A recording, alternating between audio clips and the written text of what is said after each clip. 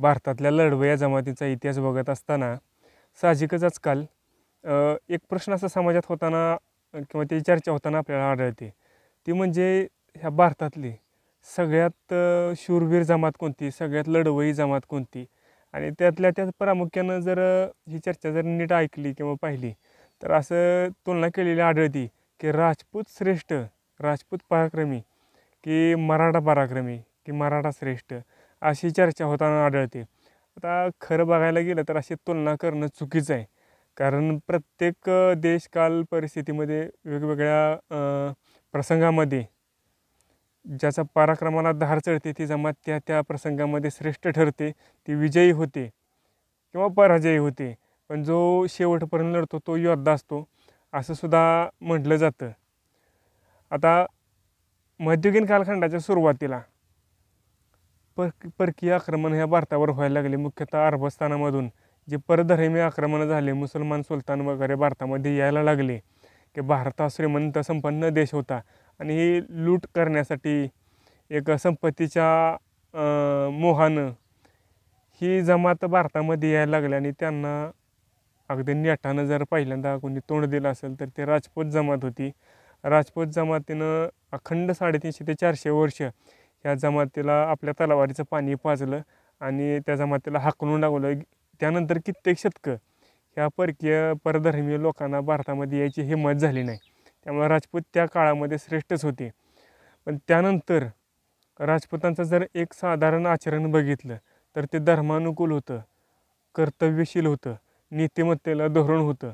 की सत्ययुग किंवा प्राचीन काळातली जशी भारतीय संस्कृती होती, नीतिमत्ता होती, तत्त्वज्ञान होतं, जे काही युद्धाचे नियम होते त्याप्रमाणे हे राजपूत युद्ध लढत होते. की म्हणजे अगदी रात्र झाली की लढाई करायची नाही, कमरेखाली वार करायचा नाही किंवा निशस्त्र योद्ध्यावर वार करायचा नाही.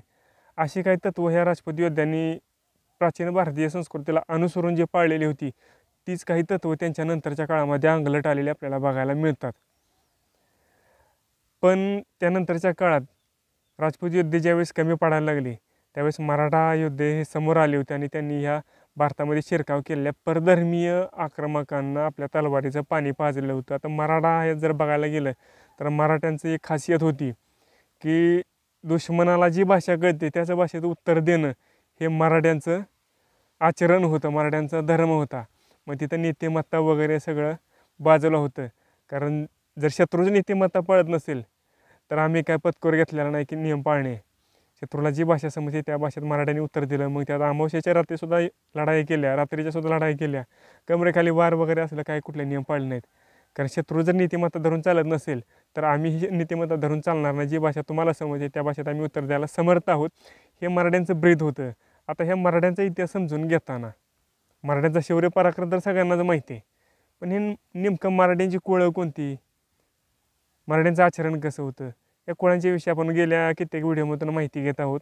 आणि आजचं कुळ आहे ते पाथरे किंवा पठारे कुळ. आता पठारे कुळाविषयी जास्त काय आम्हाला माहिती सापडलेली नाही. जर कोणाला सापडली तर जरूर आम्हाला कळवा, त्यावर आपण एक नवीन व्हिडिओ बनवू. पण जे काही माहिती आम्हाला सापडली त्यांचे कुळ गोत्र वगैरे ती आज तुमच्यासमोर शेअर करत आहोत. तर पठारे किंवा पाथरे कुळ हे मूळचं सूर्यवंशी कुळ आहे. त्यांचं गोत्र कश्यप आहे. आणि ह्या पठारे कुळाचं देवक ही काही ठिकाणी हळद सांगितली जाते, काही ठिकाणी वासुदेवीला सांगितले जाते. यांचे विजयी शस्त्र खंड आहे.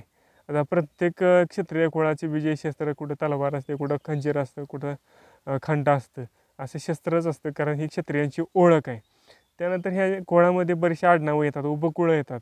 तर त्यातले काही मुख्य उपकुळ असे आहेत: खडके, गाडगे, घरड, घुले, नरके, नांदरे, पाखरे, हिंगणे, अशी जवळपास 24 कुळं ह्या पठारे कुळामध्ये आपल्याला आढळून येतात. तर ही या पठारे कुळाविषयी जी आम्हाला सापडलेली माहिती होती ती माहिती आहे. अजून जर सविस्तर माहिती कोणाला सापडली तर जरूर कळवा. त्याविषयी आपण एक नवीन आणखी व्हिडिओ बनवूया. धन्यवाद. जय शिवराय.